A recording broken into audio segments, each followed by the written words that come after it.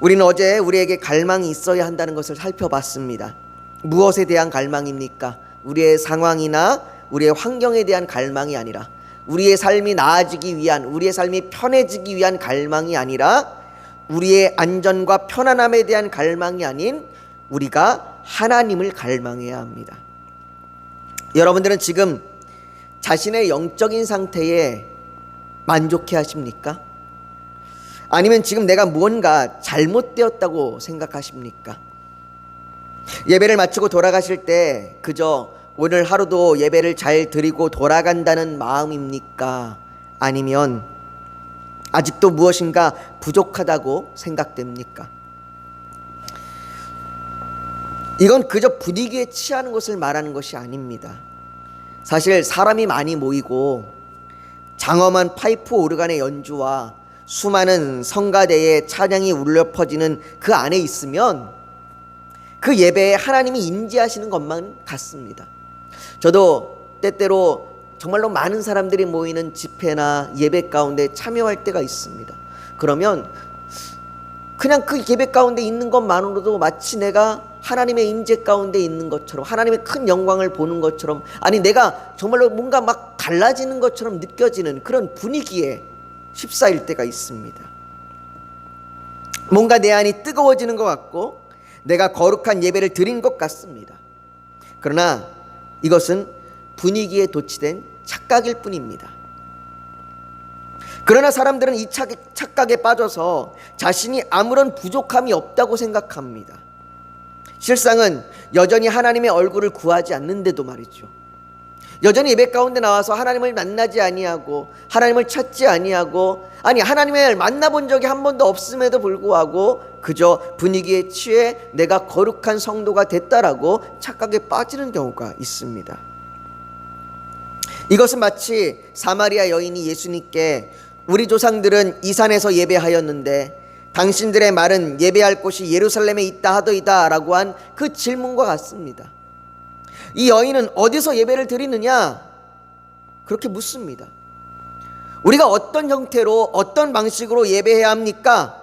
강대상의 조명은 뭘로 해야 되고 찬양팀은 몇 명으로 구성해야 합니까? 이렇게 질문하는 것과 같은 거죠. 그러나 중요한 건 강대상의 조명이 뭔지, 찬양팀의 인원이 몇 명인지, 어떤 악기들로 해야 되는지가 중요한 게 아니고 중요한 것은 영과 진리로 예배해야 한다는 겁니다. 다시 말해 예배를 통하여 생명수가 되시는 하나님의 얼굴을 구해야 한다는 거예요. 아버지께서는 자기에게 이렇게 예배하는 자들을 찾으시느라 라고 주님은 말씀하셨어요. 하나님은 예배하는 자들을 찾으십니다. 그냥 분위기에 휩쓸려 예배드리는 것이 아니라 하나님을 갈망하며 하나님의 임재를 갈망하는 자들, 그런 자들을 찾으십니다. 사랑하는 성도 여러분, 오늘 저녁 우리가 예배에 우리의 외적 조건에 의해서가 아니라 정말로 하나님을 향한 갈망으로 하나님의 얼굴을 구하시기를 소망합니다. 그런데 역대하 7장 14절 말씀은 우리에게 하나님의 얼굴을 구하라고 말씀하시면서 내 이름으로 일컫는 내 백성이 그들의 악한 길에서 떠나 스스로 낮추고 기도하여 내 얼굴을 찾으라라고 말씀하십니다. 우리가 하나님의 얼굴을 구할 때에 악한 길에서 떠나 스스로 낮추고 기도하라고 말씀하십니다. 여러분, 하나님의 얼굴을 구한다는 말은 하나님께서 임재하시는 거예요. 하나님이 성전 가운데 임하셨던 것처럼, 그 지성소 가운데 임하셨던 것처럼 하나님이 예배 가운데 임재하시는 것, 그것을 말합니다. 물론 하나님께서는 없는 곳이 없으신 분입니다. 하나님은 무소무재하신 분이에요. 모든 곳에 계십니다. 그분은 시간과 장소를 초월하여 모든 곳에, 모든 만물 가운데 계십니다. 그러나 하나님께서 모든 것 가운데 항상 계심에도 그분의 존재를 특정한 때와 특정한 장소에 집중적으로 나타내십니다. 그게 하나님의 임재예요. 하나님은 우리의 일상 가운데 늘상 함께 하시지만, 그러나 우리가 예배를 드릴 때에 하나님이 특별히 그곳 가운데 임하십니다. 그것이 하나님의 임재입니다. 그러니 우리에게 그 얼굴을 찾으라, 그 얼굴을 구하라 라고 말씀하시는 겁니다. 하나님께서 우리 예배 가운데 오늘 나에게 임재하시기를 구해야 합니다. 그러나 여러분, 하나님께서 임재하신다는 것은 빛이신 그분이 오시는 거예요. 여러분들, 빛이 임하면 어떻게 됩니까? 어둠은 물러갑니다. 거룩하신 하나님께서 임하실 때 모든 더러운 것은 죽음을 피할 수 없어요. 모든 부정한 것은 죽음을 피할 수 없습니다. 호렙산 떨기나무의 불꽃으로 임재하신 하나님께서 그에게 다가오는 모세를 향하여 이렇게 말씀하십니다. 하나님이 이르시되 이리로 가까이 오지 말라. 내가 선 곳은 거룩한 땅이니 내 발에서 신을 벗으라. 하나님은 자신이 거룩하시고 하나님이 자신이 정결하시기 때문에 부정한 것이 올 수 없습니다. 부정한 것이 가까이 할 수 없다라고 말씀하시는 거예요. 여러분, 하나님께서는 우리에게 자신의 얼굴을 구하라 말씀하십니다. 하나님의 임재를 구하라 말씀하십니다. 그러나 생명의 근원이시고 거룩하신 하나님 앞에 우리는 가까이 나아갈 수 없습니다. 가까이 가면 죄악과 어둠으로 인하여 우리는 소멸하게 됩니다. 우리는 죽을 수밖에 없습니다. 이것이 거룩의 역설입니다. 유일무이한 창조주, 모든 선함과 생명의 원천이신 하나님이시지만, 하나님께로 가야 생명을 얻을 수 있지만 그 빛이 너무 밝기에 우리는 빛 가운데 나아갈 수 없는 겁니다. 마치 태양이 있어서 그 태양 때문에 모든 생명이 살아날 수 있지만 그 태양에 너무 가까이 가면 타버리는 것처럼 말이죠. 그래서 우리는 하나님의 얼굴을 구하며 나아갈 때에 우리 역시 거룩해져야 합니다. 하나님께서 내가 거룩하니 너희도 거룩하라 라고 말씀하신 것 같이 말이죠. 하지만 우리는 거룩하지 못해요. 우리는 죄악 중에 태어났으며 우리의 모든 마음과 생각이 악합니다. 이스라엘 백성들은 이것을 너무나 잘 알고 있었습니다. 그들은 성막의 지성소에 그가 비록 제사장일지라도 정결하지 못한 상태로 나아가면 죽는다는 것을 알았습니다. 거룩하지 못한 그 존재가 하나님 앞에 나아가면 죽습니다. 오늘 우리가 읽은 본문에서도 그와 같은 장면이 나옵니다. 이사야는 환상 중에 하나님께서 하늘 보좌에 앉아 계신 것을 보았습니다. 하나님의 옥자락이 성전에 가득하고 스랍이라 불리는 천사들이 6날개로, 2날개로는 자신의 눈을 가리고 2날개로는 자신의 발을 가리고 2날개는 나르면서 그들이 거룩하다 거룩하다 거룩하다 만군의 여호와여 그의 영광이 온 땅에 충만하도다 라고 찬양했습니다. 찬양했다는 얘기는 뭡니까? 하나님 앞에 예배했다는 얘기예요. 천사들이 하나님 앞에 예배하는 그 예배의 장면을 이사야가 보았습니다. 거룩하신 하나님, 생명의 근원이신 하나님, 그 보좌에 앉아 계신 그 하나님을 그 천사들이 찬양하는 겁니다. 그 예배를 보았습니다. 그 찬양하는 소리가 얼마나 웅장하였던지, 그 찬양하는 소리가 얼마나 대단했던지 문지방의 터가 흔들렸습니다. 요즘 비가 오면서 천둥 번개가 팍 치는데, 지난번엔가는 천둥이 얼마나 그 소리가 우렁차든지 집 벽이 흔들리더라고요. 그래서 집 벽에 기대고 있던 청소기가 확 쓰러지는데 얼마나 놀랐는지 몰라요. 근데 그것보다 더 큰 소리로 그 문지방 자체가, 바닥 자체가 흔들리는 겁니다. 얼마나 찬양 소리가 대단했던지, 얼마나 예배하는 소리가 대단했던지 말이죠. 그 예배에는 어떤 것도 비교할 수 없는 그 대단한 예배를 드리고 있는 겁니다. 말 그대로 하나님께서 임재하시는 예배가 드려지고 있는 것이죠. 그 예배를 지금 이사야가 보고 있는 거예요. 그때 이사야가 말합니다. 오늘 본문 5절입니다. 오늘 본문 5절에 이렇게 얘기합니다. 그때 내가 말하되 화로다 나여 망하게 되었도다. 나는 입술이 부정한 사람이요 나의 입술이 부정한 백성 중에 거주하면서 만군의 여호와이신 왕을 배었음이로다 하였도라. 그가 하나님의 얼굴을 보았기에, 그가 하나님의 임재를 보았기에 화로다라고 말합니다. 자신이 망하게 되었다고, 자신이 죽게 되었다고 그렇게 말하는 겁니다. 하나님의 임재 앞에 내 죄악이 얼마나 가증하면 나는 이제 죽게 되었다, 나는 죽을 수밖에 없다라고 이야기하는 거예요. 자신의 부정함으로, 자신의 거룩하지 못하고 정결하지 못한 상태로 하나님을 배웠으니 죽게 되었다라고 말이죠. 여러분, 우리가 예배 가운데 나아갈 때 한 번이라도 이런 마음이 한번 들어본 적이 있을까요? 내 죄악이 너무나 많아서 하나님 앞에 나아갈 때 두려운 마음으로, 하나님, 내가 오늘 예배 가운데 나아가지만 하나님, 내 죄로 인하여 두렵습니다. 하나님, 내 죄로 인하여 두렵습니다. 그러나 그럼에도 불구하고 하나님 앞에 오늘 예배드리러 나아갑니다. 하나님, 나를 불쌍히 여겨주십시오. 우리가 이런 마음이 들어본 적이 언제인가요? 어느 때 우리가 이런 마음이 들어봤습니까? 오늘 이사야 선자는 자신이 하나님 앞에 죽게 되었다고 얘기합니다. 망하게 되었다고 얘기합니다. 하나님의 얼굴을 보았기에, 하나님의 임재를 보았기에 그 임재 앞에 나는 설 수 없다고 이야기합니다. 그런데 그 다음 6절과 7절에 이렇게 말합니다.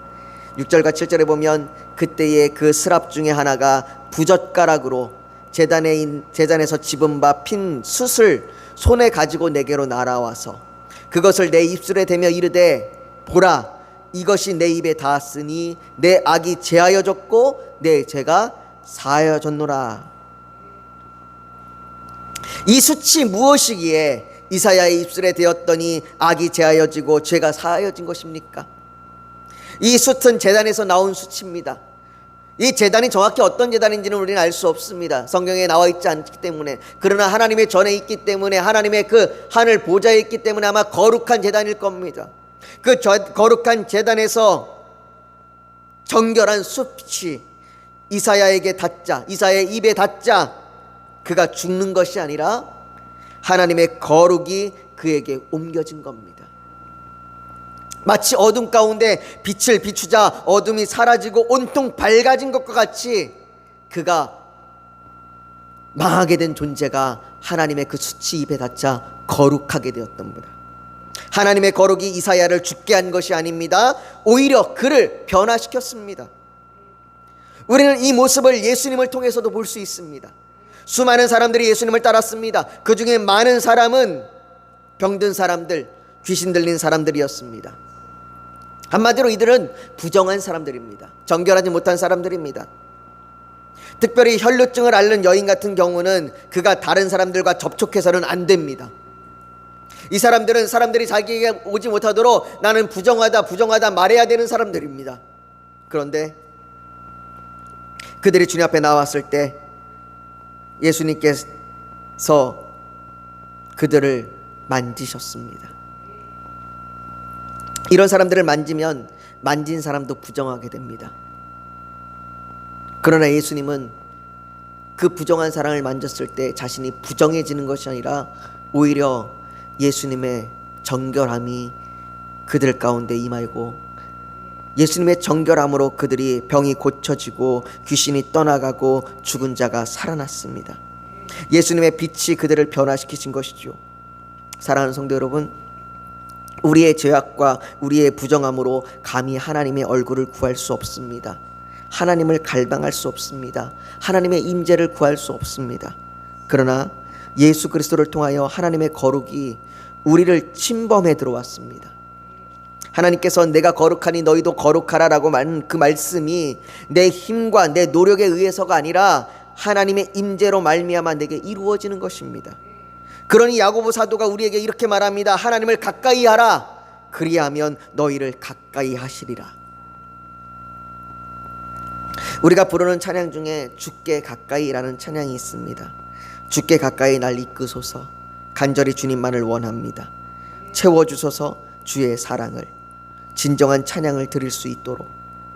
목마른 나의 영혼 주를 부르니 나의 맘 만져주소서. 주님만을 원합니다. 더 원합니다. 나의 맘 만져주소서. 이 찬양의 시, 이 가사는 예배 가운데 나아가는 찬양입니다. 내가 찬양을 드릴 수 있도록, 내가 예배를 드릴 수 있도록, 주께 가까이 내가 나아갈 수 있도록 나를 만져주시옵소서. 나를 채워주시옵소서. 여러분, 이 찬양의 가사와 같이 우리가 진정한 예배를 드리기 위해서는 하나님의 얼굴을 구해야 합니다. 하나님께 가까이 나아가야 합니다. 하나님께서는 이렇게 하나님의 임재를 구하며 나오는 자들을 찾으십니다. 그게 영과 진리로 예배하는 자들을 찾으시는 겁니다. 에스겔 47장에는 에스겔이 환상 중에 성전 문지방에 흘러내리는 물을 보았습니다. 그 물은 처음에는 작은 물이었으나 곧 발목에 차고 무릎에 오르더니 이내 곧 건너지 못할 정도로 많은 강이 되어 바다로 흘러들어갔습니다. 그리고 에스겔 47장 9절에 이렇게 말합니다. 이 강물이 이르는 곳마다 번성하는 모든 생물이 살고 또 고기가 심히 많으리니 이 물이 흘러 들어가므로 바닷물이 되살아나겠고 이 강이 흐르는 각처의 모든 것이 살 것이며, 하나님께서 임재하실 때에 그 생수의 강은 모든 것을 변화시키십니다. 우리의 예배가 이와 같이 하나님의 임재로 말미암아 생수의 강이 흘러 넘치기를 소망합니다. 우리가 예배를 드릴 때 하나님이 임재하시면 우리를 변화시키실 것이고, 우리가 변화되는 것뿐만 아니라 우리를 통하여 그 하나님의 임재가 흘러나아가 주변까지 변화될 겁니다. 여러분, 이 말씀이, 에스겔의 말씀이 무엇과 연결됩니까? 우물가에 물을 구하러 온 사마리아 여인과 연결됩니다. 예수님께서 사마리아 여인에게 말합니다. 내가 주는 물을 마시는 자는 영원히 목마르지 아니하리니 내가 주는 물은 그 속에서 영생하도록 솟아나는 샘물이 되리라. 에스겔의 환상에 봐왔던 그 물이 예수 그리스도를 통하여 이제는 우리가 마실 수 있고, 우리가 그 물로 인하여 목마르지 않을 수 있습니다. 사랑하는 성도 여러분, 우리의 예배 가운데 이 갈망이 있기를 원합니다. 하나님, 우리 예배 가운데 임재하여 주시옵소서. 비록 우리가 부정한 죄인이지만, 그래서 오늘도 부정한 모습으로 나왔지만, 하나님께서 제단의 숯불로 이사야를 정결케 하셨듯이 예수 그리스도의 보혈로 우리를 정결케 하사 하나님의 임재를 누리게 하옵소서. 이런 갈망이 우리에게 있기를 소망합니다. 그 하나님께 가까이 나아가십시오.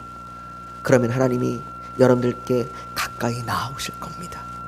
오늘 저녁 우리가 기도할 때에 우리의 예배가 하나님의 임재가 임하시는 예배, 하나님을 만나는 예배가 되게 해달라고, 우리의 예배가 지금 이 상태가 아니라, 내가 예배 가운데 나올 때 지금 내 상태가 지금 이 상태가 아니라 정말로 하나님을 갈망하는 예배가 되게 해달라고, 내가 주님 앞에 그렇게 가까이 나아가길 원합니다. 주님, 내게 가까이 찾아와 주시옵소서. 우리 그렇게 간절히 기도하며 나아가기를 소망합니다.